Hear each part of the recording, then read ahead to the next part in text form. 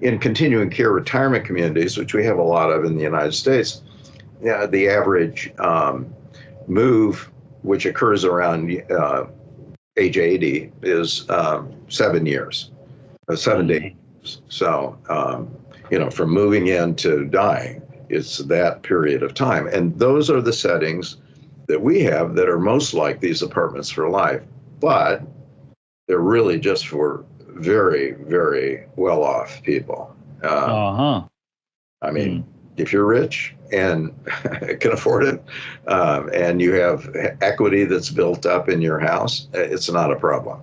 But for poor people or people who have, who are just dependent primarily on Social Security or whatever, that's not something they can ever afford because they just don't have the capacity, financial capacity to make that happen. So on one level, we're not expecting that to occur for everybody in a kind of entitled way, but this apartment for life is sort of in between, right? It's set up so that it's affordable, and many of these other countries, as you may know, have housing subsidies that are substantive. It's not just for the poorest poor. It often is for people who are starting out when they first, when they have a kid and they want to, and they need a place to live. And then as their income grows, the reduction occurs in the subsidy that they are provided because it's based on their income.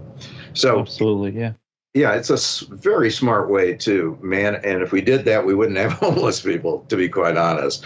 But those kinds of programs have, are very common. They're all, by the way, run by nonprofits.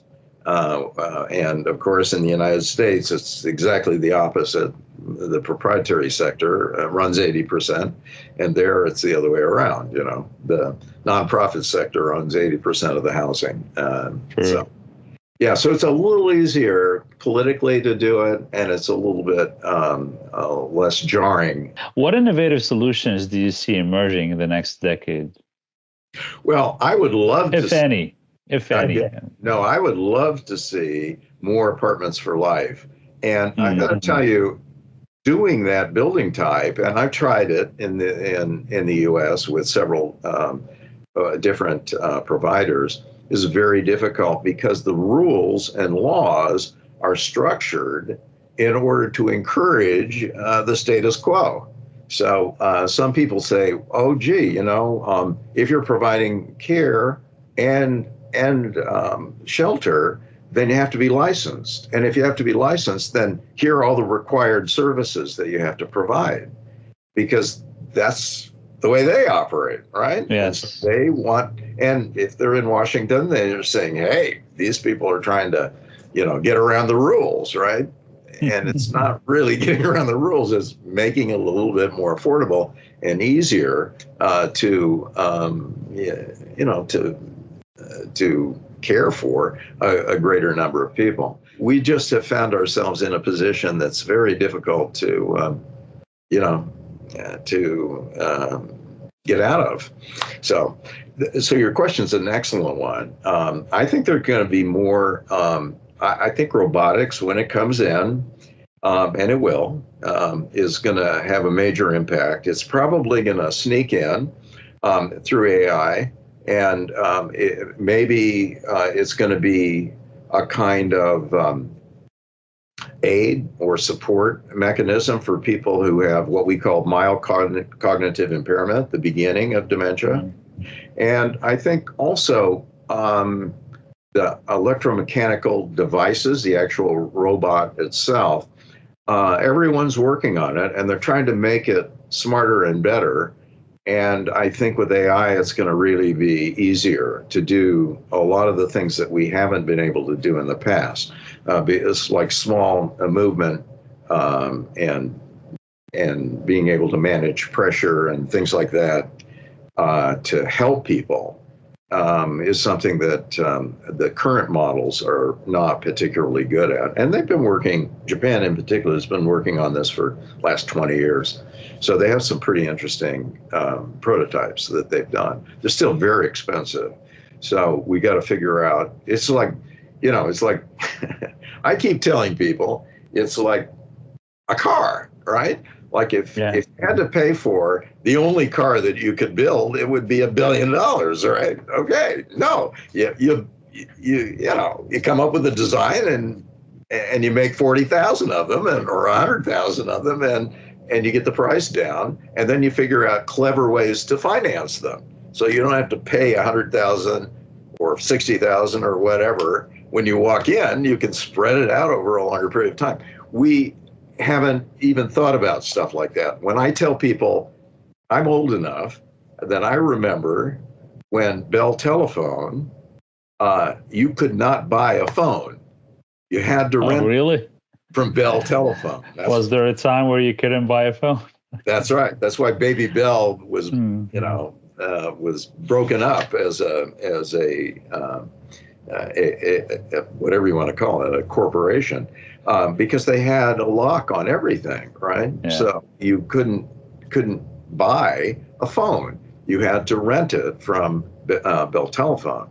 So, and that was done because in the very beginning they were expensive, right? So the only way they could do it is rent it, and they had to take negative cash flow on it. Now, you can buy a computer that's also a phone. That's true. And so anyhow, I mean, so some of it does have to do with how we think creatively about this thing. So if we have robots that cost $250,000, it's like buying a house, or used to be like buying a house, right? So we'll have to finance them that way as well. Yeah. We'll have to think about how to do that in a way that works more effectively. And all of it's out there. It's all possible. It's just you need to have somebody who's thinking the whole thing out. And our friends, at Google and Alphabet and Elon Musk, they all have divisions on aging. Yeah. That way. They're all trying to think about how they're going to serve both the healthcare needs and the aging needs of the population needs. Yes. Yeah. So what policy changes do you believe? Because you kind of touched base on this back when we were discussing earlier, but what are the policy changes that you believe are necessary to better support housing? What we've been able to do, we're lucky in the sense that we're broken into 50 different states, right? So there are some states that are really forward thinking, that have done a lot of this on their own, and they've used state revenues, or they've made deals with Medicare or whatever, or Medicaid, in order to redistribute it, the subsidies that are coming for those things, in a way that is much fairer and much more appropriate. So if you go to Oregon, big states have a hard time doing it because the numbers are so gigantic and the risk is so great.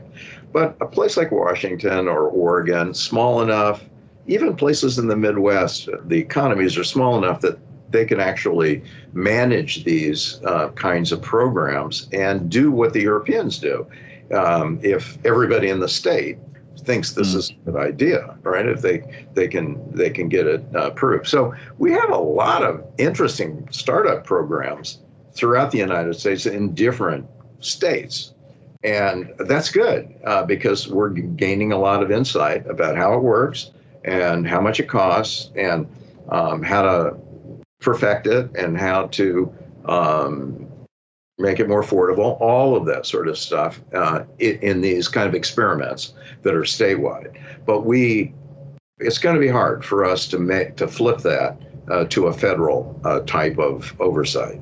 It's just too scary, and it's politically too touchy because it has to do with this whole issue of the government providing more help and support to people, and there are a lot of people that don't want that to happen. They want it to be the other way around. Don't charge me any more for taxes. Don't give me back money. Don't take more. So some of that is going to have to be figured out. But like I said, some of the most interesting work is being done by state governments that really care about this and can coalesce around a group of people that are like-minded and can make it work politically. But it's going to be more difficult to translate that into a federal program, is what I'm saying. You need to have a lot more support for it. I can't help but ask, and that's going to probably be my last question because we're pretty much caught by time. I had numerous guests before come to the show and talk to me about the dire housing problem we have all across the nation. Right. And that's not something that's going to get resolved anytime soon, not in the next 20 years at least, right? I mean, some guests went even further and said, don't even think about it before 2050. We're far. And we're not even trending in the right direction. We're actually still doing the opposite thing with the way that we're building houses. But then, taking that problem and kind of marrying it to the resurfacing issue or concern that you're having here, you're shedding light on, which is elderly communities, right? These guys require a specific type of architecture and design in buildings. It's costly. I don't know if it could be urban or not. We need to build these new communities or refurnish, reestablish existing communities to be able to host them properly. But at the same time, we have a pressing need, a pressing problem for new housing in general because people just can't find units to live in. And on top, there's the technology factor that you were just talking about, and there's a lot of companies that are pretty much exploring today what can we do to make that particular problem softens or eases out. What do you think will impact or drive the other, right? Because this is a multi-dimensional problem. You got policy makers not taking enough steps. You got technology not kicking in yet. You got a housing problem. You got aging populations that are getting to be more and more aging in the future. How do you see this all coming together? Who's going to have the upper hand and pretty much have everyone else following? Right. It's a really, really tough question, and I think it's a really important question to think about. What I find kind of interesting in the area of affordable housing is that you can go to, and by the way, I love California. I wasn't born here, but I'm going to die here. I know. I mean, it's a wonderful place, but California, in its own progressive way, has made it incredibly expensive and complicated to build affordable housing. I can't agree anymore. Yes, it's driving. It's going in a direction that's going to be inaffordable for everyone, not just for elderly. That's exactly right, and we're our own our own enemy in that arena. We have a lot of people who are looking out for a lot of problems, and all of that is built into the codes and also to the production process for creating new housing choices and options for people.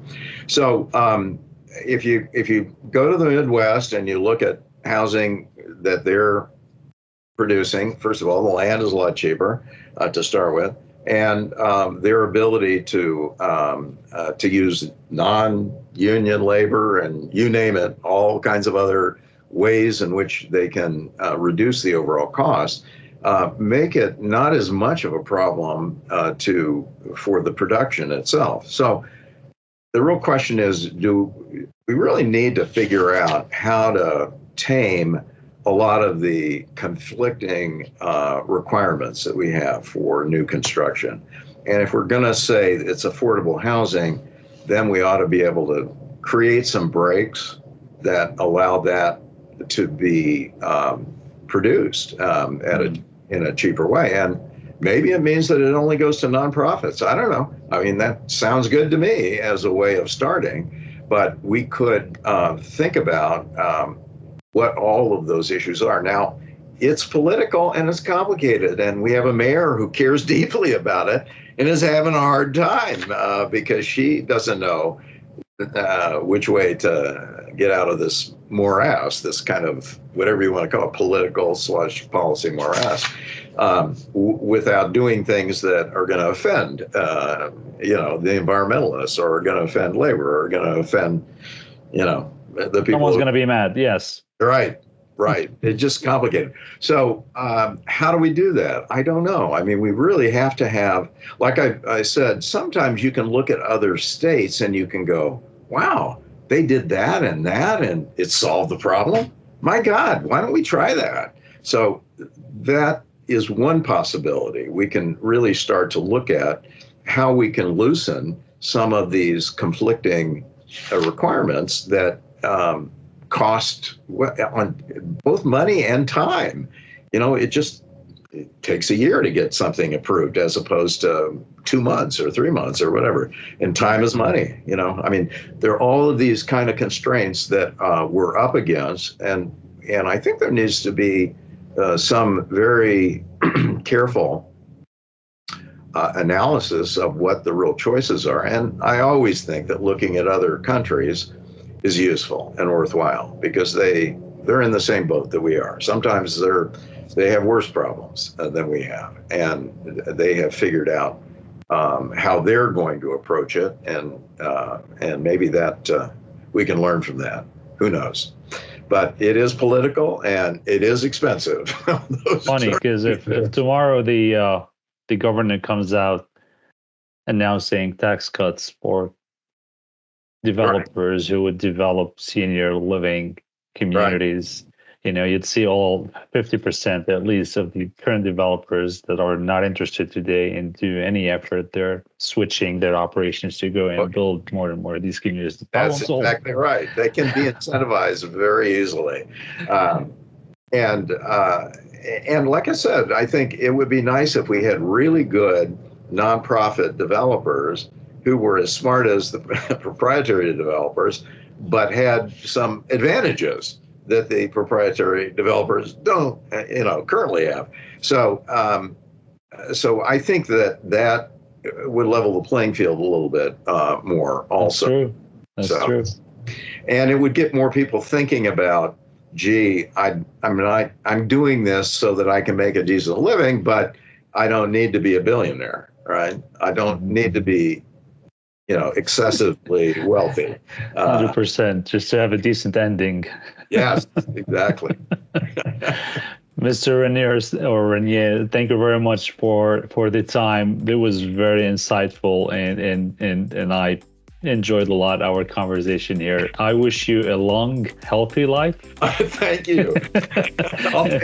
Above all, one that you live peacefully and happily and continue your research and your contributions pretty much to the future of us and our kids. Thank you very much for the time. And I hope that we connect again in the near future. Thank you, sir. That sounds great. Thank you. You have a good one now. Thank you very much for the time.